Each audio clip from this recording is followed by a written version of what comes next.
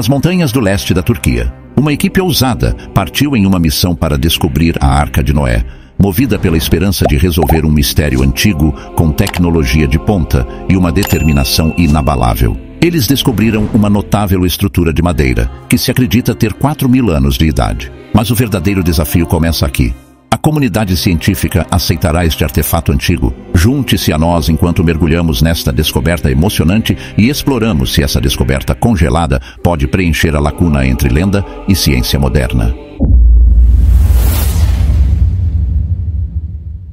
A verdadeira história. A história da Arca de Noé é um dos contos mais cativantes que permeia várias grandes religiões: judaísmo, cristianismo e islã. Por séculos, o relato dramático do grande dilúvio que varreu a terra e a construção divina de Noé, de um gigantesco navio de salvação, tem instigado a imaginação e gerado questionamentos. A primeira menção à aventura aquática de Noé pode ser encontrada no livro de Gênesis, na Bíblia hebraica. Como conta a história bíblica, Deus estava profundamente angustiado com o quão imoral e corrupta a humanidade havia se tornado naquela época. As pessoas se afastaram de seu Criador, violando códigos de conduta ética a cada passo e, em geral, sendo extremamente cruéis umas com as outras. Um caos massivo reinava. Então Deus tomou uma decisão que ainda hoje carrega um impacto emocional.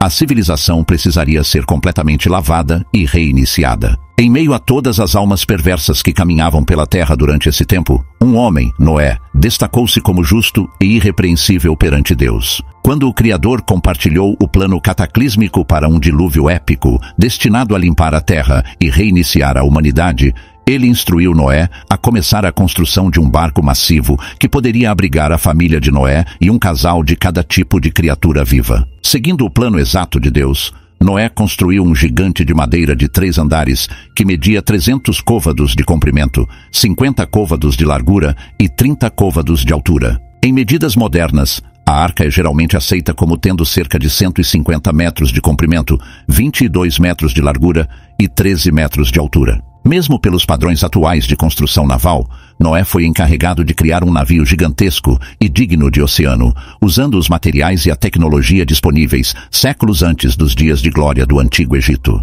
Como descrito em Gênesis, Deus forneceu a Noé instruções excepcionalmente detalhadas sobre como construir o que era essencialmente o primeiro zoológico flutuante do mundo. A arca de 3 andares foi projetada para ter fileiras e fileiras de compartimentos, com os animais no nível inferior, os humanos no meio e os pássaros no topo. Ela deveria ser vedada por dentro e por fora, com betume, para torná-la completamente impermeável. Havia uma abertura de cerca de 45 centímetros ao redor do perímetro do convés superior, e uma grande porta foi colocada na lateral. Por mais cético que tudo isso parecesse, Noé não fraquejou diante do peso da responsabilidade. As Escrituras mencionam que o enorme projeto levou cerca de 100 anos para ser concluído. Durante esse tempo, enquanto Noé e sua família serravam, martelavam e levantavam a estrutura, seus vizinhos zombavam e criticavam-nos por dedicarem suas vidas a uma tarefa tão incrível. Noé permaneceu calmo e continuou até que Deus deu a palavra de que era hora de começar a carregar as criaturas grandes e pequenas pela entrada lateral da arca. 7 dias depois que Noé, seus parentes e os animais estavam todos em segurança dentro da arca, as comportas se abriram, literalmente. Torrentes de chuva caíram dos céus, enquanto gigantescos reservatórios subterrâneos se rompiam, lançando jatos de água a quilômetros de altura na atmosfera. Por 40 dias e noites angustiantes, a precipitação continuou incessantemente. Não demorou muito para que até as montanhas mais altas fossem submersas sob cerca de 9 metros de água. A vida na Terra havia sido completamente extinta. A Terra inteira tornou-se um mar profundo e salgado, com a recém-concluída arca como o único refúgio, mantendo uma população remanescente da humanidade e do reino animal viva. Dentro da arca, Noé, sua família e todas as criaturas enfrentaram a tempestade por 5 longos meses, antes que a violenta tempestade finalmente se acalmasse e o nível da água recuasse lentamente, assentando-se no topo de um dos picos da cadeia montanhosa de Ararat, entre a atual Turquia e a Armênia. Os passageiros daquele dia emergiram da arca como os novos ancestrais da humanidade. As religiões abraâmicas, os livros sagrados das 3 grandes fés abraâmicas, judaísmo com a Torá, cristianismo, através do Antigo Testamento da Bíblia, e Islã, por meio de passagens no Alcorão, consolidam o legado duradouro do profeta Noé. Embora milênios tenham se passado, o relato de um servo fiel de Deus construindo o impossível por comando do Criador para resgatar o que havia de mais puro na Terra continua a capturar corações, imaginações e manchetes até hoje. Por mais perguntas sem resposta que existam sobre a integridade do grande dilúvio e o verdadeiro destino daquele navio oceânico que alterou a história, uma verdade universal persiste desde a viagem angustiante de Noé. Com fé suficiente, todas as tempestades podem ser enfrentadas. Quando Deus encarrega Noé de construir um enorme bote salva-vidas para criaturas terrestres, com base em instruções enigmáticas, surgem teorias eletrizantes de estudiosos que conciliam os desafios logísticos, como toneladas de carga, necessidades de espaço para os animais e até a remoção de resíduos durante a longa tempestade. Por mais inacreditável que a epopeia da Arca de Noé possa parecer, pensadores visionários ao longo da história, de diversas áreas, teólogos, matemáticos, engenheiros navais e outros, tentaram entender os desafios práticos dessa missão divina. Como um grupo tão pequeno conseguiu construir um navio com mais de 4 campos de futebol em comprimento, usando ferramentas da Idade do Bronze? O que impediu milhares de animais selvagens de se atropelarem em espaços tão apertados por meses? Os antigos israelitas realmente dominavam a construção naval em uma escala para criar um navio digno de oceano, maior que o Titanic? As perguntas giram, mas teorias e pistas continuam surgindo, dando credibilidade a aspectos desse navio bíblico que capturou imaginações por milênios. Embora poucos detalhes sobre a vida cotidiana a bordo do enorme bote salva-vidas tenham sobrevivido, Gênesis descreve Noé recebendo instruções surpreendentemente precisas diretamente do Criador sobre as especificações de construção da estrutura de madeira de 3 andares. Além disso, a arca deveria consistir em 3 conveses divididos em compartimentos. A palavra hebraica tzohar tem intrigado estudiosos por séculos.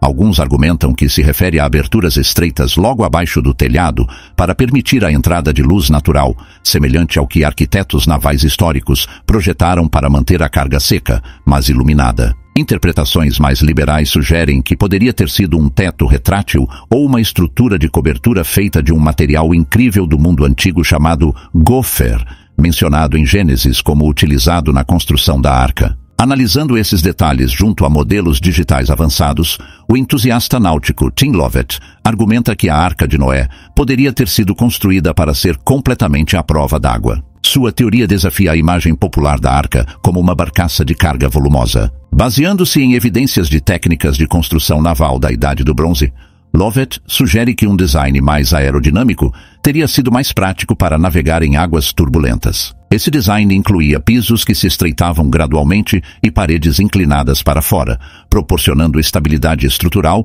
e desviando as ondas do navio. Determinar como os habitantes propostos seriam cuidados, usando métodos da Idade do Bronze, depende de interpretações. Representações literais dos animais em fileiras estreitas de caixas, semelhantes a estábulos ou canis modernos, levantam preocupações sobre a viabilidade de jornadas oceânicas prolongadas sem ventilação ou saneamento modernos. No entanto, teóricos como Lovett argumentam que uma certa flexibilidade prática deve ser permitida, considerando a natureza divina da estrutura. Se os animais fossem curados em uma população manejável e alojados em habitats que lembrassem cenários naturais, atender às suas necessidades diárias de alimentação apresentaria desafios. Armazenar comida diversa o suficiente para cerca de 420 dias, incluindo carnes, peixes, grãos, gramíneas e frutas, é uma tarefa assustadora, antes mesmo de considerar as necessidades de água. Na década de 1970, o autor criacionista Henry Morris propôs teorias sobre como suprir essas necessidades em seu livro A Arca de Noé, um estudo de viabilidade. Um cenário envolvia pacotes de protocães, ajudando pastores, como a família de Noé, a caçar grandes animais, enquanto criaturas menores subsistiam de grãos e alimentos recolhidos. Alternativamente, Morris sugeriu que Deus poderia ter realizado outro milagre, induzindo hibernação nos animais ou sustentando-os sobrenaturalmente durante a viagem de um ano. Em termos de logística operacional, historiadores imaginam uma certa hierarquia sob a liderança de Noé, semelhante à cadeia de comando náutica usada até hoje. Como capitão da viagem, Noé avaliava as condições, garantia que houvesse provisões suficientes e tomava decisões sobre equilíbrio e navegabilidade. Seus filhos e noras eram responsáveis por tripulações de convés designadas, encarregadas de tarefas como alimentar os animais, remover resíduos e realizar manutenção, como consertar vazamentos e limpar. Dúvida. A excitação e a dúvida colidiram enquanto o mundo lutava com as potenciais consequências da descoberta. O Dr. Raymond Jones, da Escola de Divindade de Yale, estava entre os estudiosos bíblicos que expressaram surpresa durante um painel especial da CNN. Jones declarou com paixão: "Isto pode ser uma prova arqueológica de que histórias bíblicas importantes, como o dilúvio e Noé, realmente aconteceram. Se os restos de madeira forem datados por carbono de acordo com a cronologia indicada no Gênesis, isso fortalece a veracidade histórica da Bíblia." A alegria da comunidade religiosa era evidente. Muitas igrejas cristãs usaram a notícia em seus sermões e ensinamentos. O pastor Frank, que lidera uma pequena igreja em Oklahoma, pregou com paixão o fato de que agora podemos ver e tocar pedaços do verdadeiro pacto de Deus com Noé justifica nossa fé inabalável nas Sagradas Escrituras. Após a notícia, organizações como a God Proof Archaeology iniciaram esforços de arrecadação de fundos para enviar mais equipes de exploração cristãs ao Monte Ararat, na esperança de desenterrar mais provas. No entanto, a reação da comunidade científica foi bem diferente. Geólogos céticos citaram evidências comprovadas do registro geológico da Terra. O professor Martin Stokes, presidente do Departamento de Arqueologia da UC Berkeley, afirmou enfaticamente na MSNBC: "A geografia do planeta simplesmente não revela evidências de um dilúvio global devastador há alguns milhares de anos. Mesmo que eles tenham descoberto uma estrutura de barco antiga, isso não põe em dúvida a cronologia estabelecida da civilização humana que foi desenvolvida ao longo de anos de investigação." Alguns cientistas foram ainda mais longe, acusando os exploradores de forjar ou encenar a descoberta para atrair atenção e benefícios financeiros, em vez de basear seus resultados em pesquisas científicas sérias. Cientistas evolucionistas também se manifestaram. A Dr. Melanie Chong, uma renomada paleoantropóloga, tuitou: "Uma estrutura anômala de madeira em uma montanha não invalida a ciência evolutiva ou os registros migratórios construídos a partir de milênios de fósseis e DNA." Essa posição enfatizou o amplo consenso científico de que tal descoberta, mesmo que verdadeira, não alteraria fundamentalmente nosso conhecimento da história humana e da evolução. A discussão rapidamente se espalhou para as redes sociais, onde ambos os lados apresentavam evidências e contra-argumentos, muitas vezes falando uns sobre os outros em vez de participar de um diálogo produtivo. Acadêmicos da geologia questionaram a precisão da datação de madeira tão antiga usando tecnologia moderna, enquanto defensores bíblicos acusavam a ciência de temer a refutação da teoria evolutiva. Chamadas por uma avaliação independente por pares da técnica, entraram em choque com as demandas dos crentes para cessar a repressão ao que viam como a verdade, que havia sido defendida por sua fé por milênios. O Dr. Ewell, no final das contas, concordou em liderar uma equipe de avaliadores neutros e respeitáveis até o local escondido, a fim de resolver a disputa. A missão deles seria examinar os destroços da arca em primeira mão e fornecer uma avaliação objetiva das descobertas. A descoberta foi um dia emocionante, mas frio, no leste da Turquia, enquanto a dedicada equipe de exploradores se preparava para sua expedição montanhosa. Esse grupo comprometido de entusiastas da arca havia passado anos explorando as encostas geladas do Monte Ararat em busca de sinais do famoso navio de Noé mencionado na Bíblia. Liderando a expedição estava o Dr. Fatih Ahmed Yuku, um arqueólogo cuja fascinação pela Arca de Noé na infância foi alimentada por lendas cativantes sobre o lendário barco. O Dr. Yuku havia reunido metodicamente uma equipe qualificada de estudiosos, estudantes de arqueologia, alpinistas habilidosos, fotógrafos e especialistas técnicos. Com câmeras modernas, ferramentas de mapeamento e radares de penetração no solo especialmente construídos, a equipe estava preparada para qualquer dificuldade. Se escanearmos meticulosamente cada centímetro do terreno, descobriremos algo incrível, informou Yuku com entusiasmo a seus colegas enquanto organizavam a expedição. Ele estava certo de que, se a Arca de Noé existisse, ela deveria estar preservada em algum lugar entre as alturas gélidas e castigadas pelo vento. A corajosa equipe passou dias subindo as colinas cobertas de neve, enfrentando ar rarefeito, ventos ferozes e noites congelantes acampando em busca de respostas. Sua tenacidade os levou ao local de Duranar, na cordilheira de Tendurek, que está enraizado na história local, como o local de descanso final do navio bíblico. Basicamente, esta é uma Arca de Noé em tamanho real, que eles construíram aqui em Kentucky, e supostamente segue as especificações exatas. Os exploradores acreditavam que a arca ficou presa aqui após o grande dilúvio. Enquanto examinava cuidadosamente o terreno irregular, o pesquisador Andrew Jones viu algo sobressaindo da neve. Ele gritou para Yuku, apontando para a aparência simétrica e as linhas retas e nítidas do objeto. A equipe correu com grande entusiasmo. Grandes vigas escuras, colocadas em linhas consecutivas definidas e em ângulos retos, emergiram dos profundos montes de neve, muito regulares para serem naturais. Poderia ser isso que eles estavam procurando? Yuku e Jones rapidamente implantaram seus scanners de radar de penetração no solo, enquanto o resto da equipe observava com interesse. À medida que os mapas de radar eram gerados, indicavam uma massa organizada e maciça, enterrada sob a neve e escombros vulcânicos. Yuku olhou fixamente para a tela, seus pensamentos acelerados enquanto considerava as implicações. Jones gritou que as dimensões eram semelhantes às registradas no livro de Gênesis, completas com compartimentos internos e madeira processada, um possível correspondente à Arca de Noé. A equipe explodiu de alegria, tirando fotos e comemorando sua provável descoberta. Após anos de persistência e esforço, teriam eles descoberto os restos da famosa Arca de Noé? A notícia da descoberta se espalhou rapidamente. Yuku e Jones notificaram os museus locais na Turquia e os meios de comunicação britânicos sobre sua descoberta impressionante. Yuku disse aos repórteres que a criação não era natural e se assemelhava de perto à estrutura de um grande navio marítimo segmentado antigo de madeira. Poderia ser a própria Arca de Noé? A equipe recuperou cuidadosamente fragmentos de madeira e metal da neve para análise em laboratório. A datação por radiocarbono revelou resultados surpreendentes.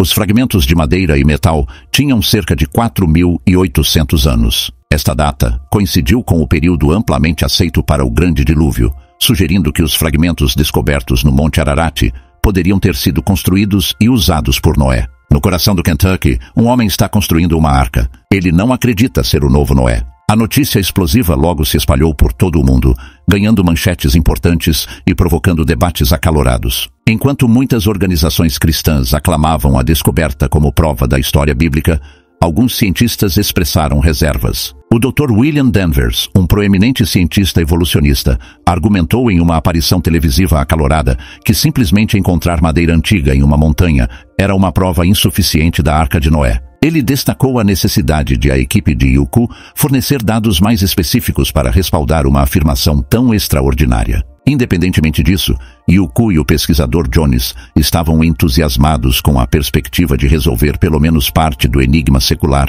em torno da Arca de Noé. Investigações adicionais sobre os notáveis objetos orgânicos descobertos nas profundezas geladas do Monte Ararat podem apoiar a teoria de que esses restos são do famoso barco bíblico. Por enquanto, os exploradores mantiveram em segredo o local exato de sua valiosa descoberta. Eles continuaram a realizar exames de alta tecnologia, preparando-se para surpreender o mundo com novas revelações que podem mudar para sempre a história bíblica aceita. O relato surpreendente da provável descoberta da Arca de Noé no Monte Ararat provocou uma intensa disputa entre os crentes religiosos e a comunidade científica, deixando o mundo aguardando por evidências definitivas para resolver as divergências e influenciar a história. Datação por radiocarbono e implicações na cronologia do dilúvio. Quando o Dr. Ewell e seu colega Andrew Jones anunciaram a surpreendente descoberta de uma gigantesca estrutura de madeira muito comparável à Arca de Noé, conforme relatado na Bíblia, o mundo ficou fascinado. Se autenticada, essa descoberta tem o potencial de mudar a história nos livros canônicos. No entanto, para a aceitação religiosa e científica, os fragmentos devem ser rigorosamente verificados, além de qualquer dúvida razoável. O primeiro passo crucial para a validação exigiu o envio de pedaços cuidadosamente recuperados de antigas vigas de madeira e outros componentes orgânicos para laboratórios reconhecidos de datação por radiocarbono, sob condições estritamente confidenciais. Essa investigação buscava identificar a idade dos componentes, detectando níveis residuais de isótopos de carbono 14 com mais precisão do que nunca. Após semanas de suspense, os resultados dos testes finalmente foram revelados, provocando um choque global. Os sinais de decomposição de carbono nas amostras orgânicas sugeriram que a madeira e outros componentes tinham cerca de 4.800 anos. De acordo com essas análises, as vigas envelhecidas foram formadas aproximadamente em 2.800 a.C., mais ou menos algumas gerações, para permitir margens de erro. Ewell revelou as descobertas surpreendentes em uma entrevista televisiva cativante e respeitosa. A datação por radiocarbono colocou essas vigas antes mesmo das mais antigas construções humanas conhecidas, o que corresponde de perto à cronologia do dilúvio fornecida nas Escrituras, que varia entre 5.000 e 3.000 a.C.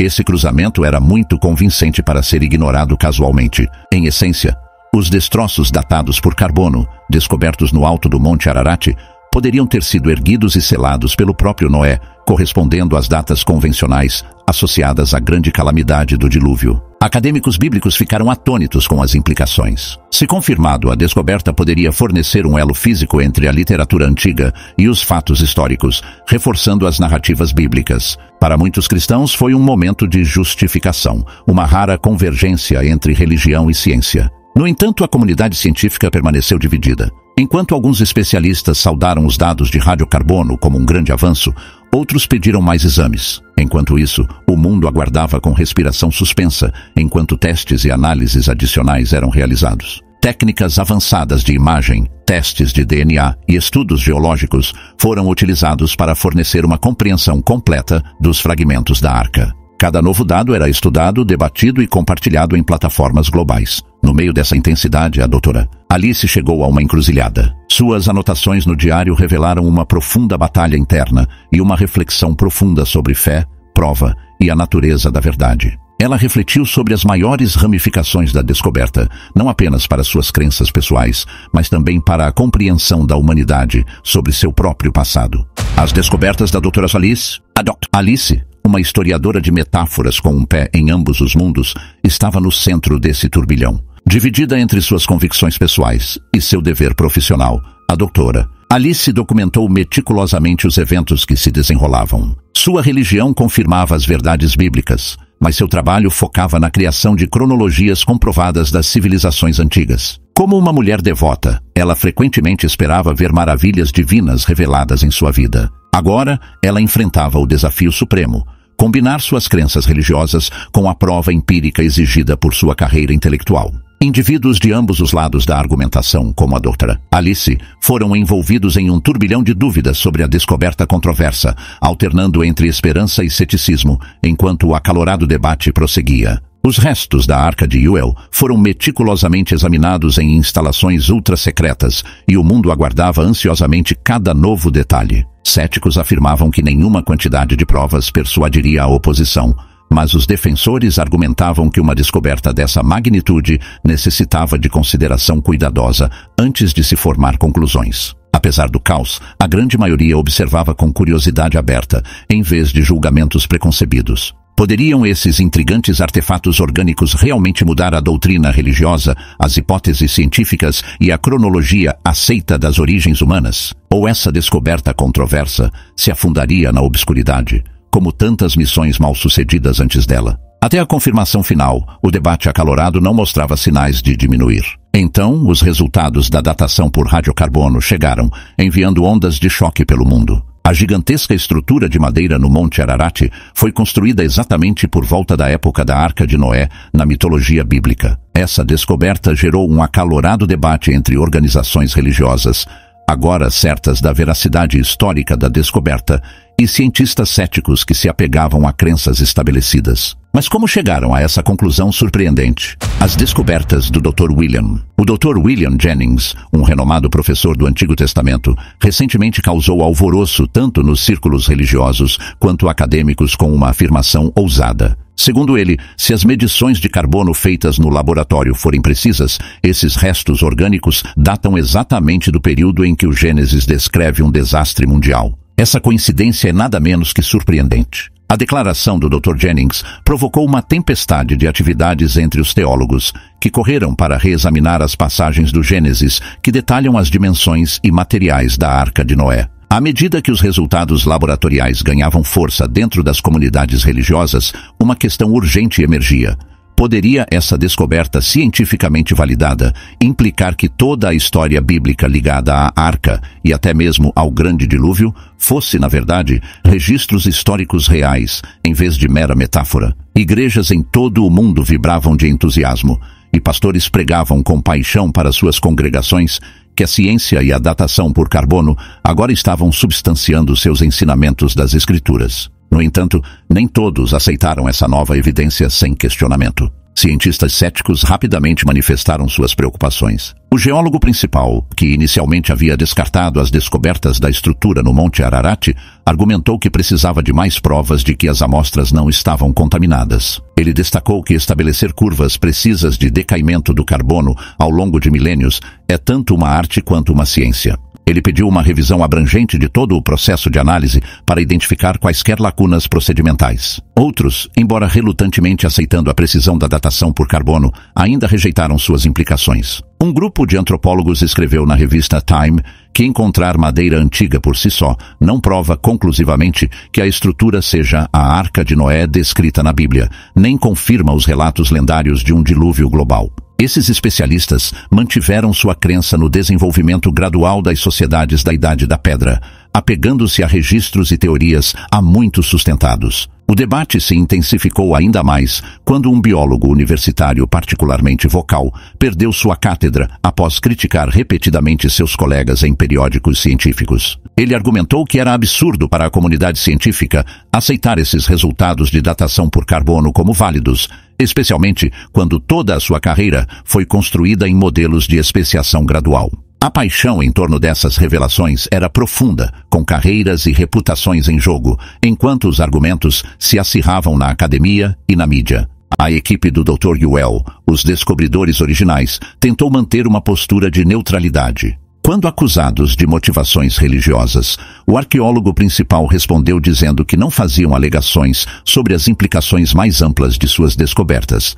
Eles simplesmente descobriram uma anomalia que pedia uma investigação mais aprofundada, utilizando as melhores práticas. No entanto, em conversas privadas com o capelão Jones, um membro da equipe de Ewell admitiu que o alinhamento das datas laboratoriais com a cronologia do dilúvio certamente os surpreendeu. O que mais importava era que a datação por carbono calibrada havia alcançado o aparentemente impossível: restringir a idade da enigmática estrutura do Monte Ararat precisamente à era bíblica da Arca de Noé. Se a aceitação desses resultados veio rapidamente ou com relutância, as análises por radiocarbono capturaram a atenção global tanto das comunidades religiosas quanto dos círculos acadêmicos. A busca por respostas definitivas estava apenas começando. A situação tomou um rumo dramático quando o Dr. Ewell revelou que, de fato, haviam encontrado vestígios da Arca de Noé no Monte Ararat, mas se recusou a divulgar as coordenadas exatas. Essa decisão provocou um confronto feroz. De um lado, defensores apaixonados das escrituras bíblicas gritavam que a descoberta era a prova da veracidade das escrituras. Do outro, acadêmicos duvidosos classificaram as descobertas como inconclusivas, deixando o mundo em suspense, aguardando que a localização secreta fosse revelada. Enquanto Ewell e Andrew Jones desvendavam sua descoberta surpreendente, o mundo clamava por mais detalhes, mas os exploradores protegiam as coordenadas precisas de onde haviam detectado o enorme artefato emergindo dos destroços glaciais. Eles temiam que uma enxurrada de visitantes não qualificados pudesse danificar o local. No entanto, a especulação surgiu sobre se eles realmente haviam identificado o local de pouso da lendária embarcação, conforme descrito no Gênesis, confirmando assim o próprio épico do dilúvio. De acordo com o livro do Gênesis, após 40 dias e noites de chuva incessante, as janelas do céu se abriram e a chuva caiu constantemente por 40 dias e 40 noites. As águas do dilúvio começaram a recuar, expondo os picos secos onde a Arca de Noé veio a repousar nas montanhas de Ararat. Embora o local exato de repouso tenha permanecido oculto por séculos, a tradição gradualmente se fixou no Monte Ararat, o pico mais alto de toda a cadeia montanhosa de Ararat, dentro das fronteiras do antigo reino de Urartu. Quando Ewell mencionou a detecção de uma enorme forma semelhante a uma arca no Monte Ararat, milhões conectaram os pontos. Essa descoberta apoiava quase 2000 anos de crença de que a montanha bíblica deve ter sido o local final de descanso da embarcação. O principal estudioso do Antigo Testamento, Padre Etheridge, expressou em seu popular podcast que descobrir o navio de Noé encravado no remoto Monte Ararat, como há muito se acredita, fortalece poderosamente a doutrina cristã em uma verdade histórica demonstrável. Em sermões dominicais ao redor do mundo, pastores ecoaram esse sentimento, instando suas congregações a deixar que essa maravilhosa notícia fortalecesse sua fé. Até mesmo a Sociedade Teológica Conservadora, que outrora revogou a associação de Ewell por explorar teorias evolucionárias, deu uma volta completa para elogiá-lo. Eles declararam que Ewell havia trazido honra a todos perante Deus. No entanto, ao contrário, especialistas em arqueologia e geografia bíblica foram rápidos em moderar as expectativas. Eles apontaram que o Gênesis nunca identifica explicitamente o Monte Ararat. Em vez disso, o livro afirma que a arca pousou nas montanhas de Ararat, referindo-se ao amplo antigo reino de Urartu, que contém inúmeros picos. Esses especialistas enfatizaram que encontrar madeira antiga em uma montanha no leste da Turquia não equivale necessariamente a encontrar o local bíblico de Noé. Debates sobre a verdade. Estudiosos céticos, como o professor de História Religiosa Dr. Isaiah Dunn, não hesitaram em expressar suas dúvidas sobre as descobertas recentes. Em seu artigo online, Por que a descoberta não prova nada?, Dunn elabora um ponto crítico. Os textos hebraicos antigos usam o termo Ararat de forma ampla para denotar vários reinos ou regiões, sugerindo que a famosa embarcação poderia ter, plausivelmente, repousado em encostas completamente diferentes, potencialmente a centenas de quilômetros de distância do que agora identificamos como o Monte Ararat. Essa dissidência credível tem alimentado debates contínuos e garantido que o assunto permaneça um campo fértil para controvérsias. Do outro lado da discussão, exploradores crentes e entusiastas têm defendido vigorosamente a identificação tradicional do Monte Ararat como o local de descanso da arca. Eles argumentam que, se não o pico mais alto e proeminente, então a que mais poderiam se referir às montanhas de Ararat bíblicas. Em momentos de frustração, Jones até confidenciou a seu colega Ewell, questionando por que os céticos não podiam aceitar a possibilidade de que foram divinamente guiados a essa descoberta, independentemente da localização precisa. A controvérsia em torno do local secreto da arca desencadeou uma série de incidentes dramáticos e, por vezes, trágicos. Um desses casos envolve o rico aventureiro Brock Lancaster, que investiu uma fortuna significativa em uma série de expedições solo de escalada, com o objetivo de descobrir o que ele chamava de o verdadeiro local de descanso de Noé. Seu zelo, no entanto, levou a um desfecho sombrio. Lancaster desapareceu misteriosamente durante uma de suas arriscadas jornadas. Equipes de busca eventualmente encontraram apenas seus equipamentos abandonados e restos humanos, o que acrescentou à reputação infame e perigosa do Monte Ararat. Obrigado pela sua companhia. Aproveite e assista a mais conteúdos clicando nos cards da tela e não se esqueça de deixar o like e se inscrever no canal. Até o próximo!